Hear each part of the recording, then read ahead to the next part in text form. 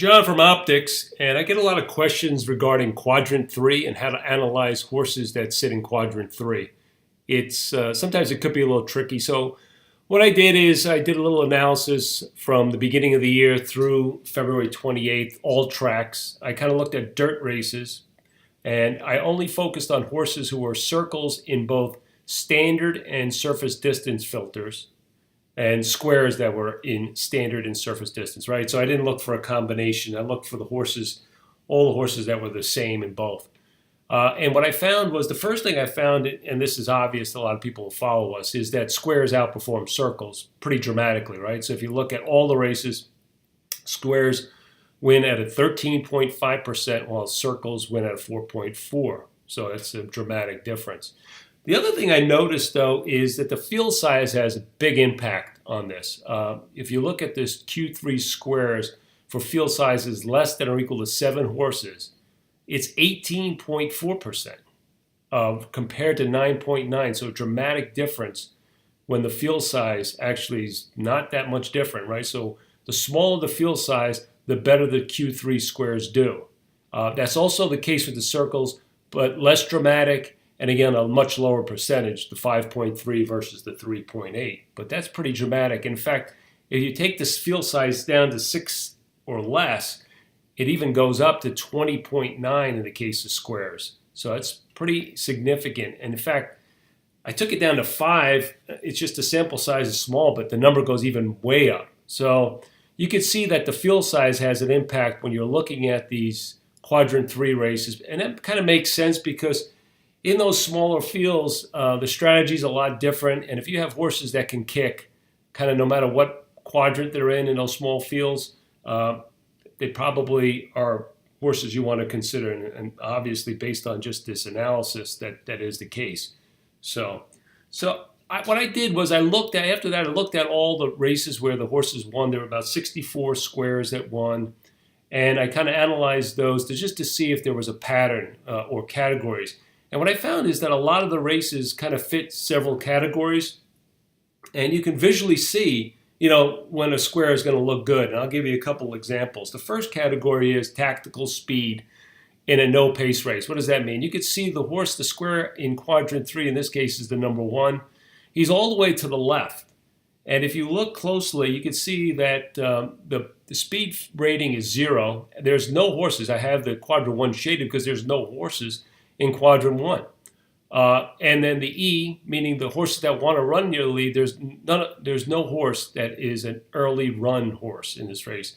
So what that means is that the one, in this case, has tactical speeds all the way to the left, and there's really not much issue in terms of pace pressure. It's a small field. The horse is breaking from the rail, so if he's got tactical speed, make the lead and kind of back the field up, we know he has a closing kick to kind of go on with it. If this was the case where this was a lot of horses in Quadrant in 1, we may have to look at it a little bit differently. But these are races where there's no pace really, and the square in Quadrant 3 has tactical speed.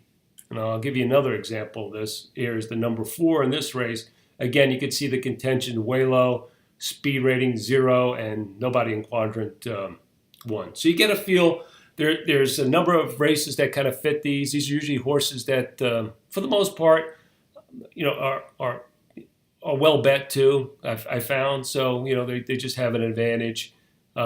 American Pharaoh was kind of like this, and that's how he kind of won his Kentucky Derby. It was a big, huge square in Quadrant 3, but right on the border. Had a tactical edge in terms of speed because that's where you kind of like run. So these are sometimes really good horses who know how to distribute their energy and so forth. And if they have a plot that kind of looks like this, you may not want to bet against them. Okay, so that's the first category. The second category I found were stalker types with good late pace. They got good squares in a race where there's not a lot of good squares. So in this case, the number 9 horse kind of is sitting off of a contentious Quadrant 1. And you could see by his run style, he's a PC, so he doesn't need to be on the lead. So he can sit off the lead. He's got a square. He's got some contention from it. He gets first run on the leaders versus the 4 and 10. So there's another category type, stalker type with good late pace. I'll show you another one, which is even a better example of this, where the 5 is really hovering on quadrants 1 and 3. Nice size square right off the pace. And, this is another one that kind of popped up when I just looked visually. And again, you notice a lot of these races, the field size is real small. And so I just want to kind of restate that. That's a very important point. So the Stalker type with good late pace, sitting right off of it, usually bordering, again, kind of looking for horses that are bordering that quadrant 1 and quadrant 3. And again, with all this stuff, let the price dictate what you want to do. But I just wanted to give you kind of a feel. The third category is kind of a closer who has shown tactical speed. That's why they're not in quadrant 2 or 4. And some of their past races, they must have shown some tactical speed, which is a good thing. That gives them more versatility. In this case, the number 1 is a PC, meaning he can press or close. You can see up there on the Optix RPM. But he's sitting in quadrant 3. And there's a bunch of horses above the line, circles. And so that's why the speed rating is 50. Again, another small field. So, again, this horse potentially could get the run on the 4 and the 7 who are in quadrant 4. And it's very important that you also understand the track profile. These synthetic tracks are a little bit different than your dirt tracks, so you want to always look at the quad stats. And you can see in this case, quadrant 3 is better squares are better at quadrant 3 than quadrant 4. And that's a pretty good percentage, 16.2%. So at Golden Gate for this distance, sprint, they do very well. So you got to know your track too. So some tracks it's just going to be much lower, but in the case of Golden Gate, it's actually pretty good. So again, this is a closer who gets a good track profile to close into.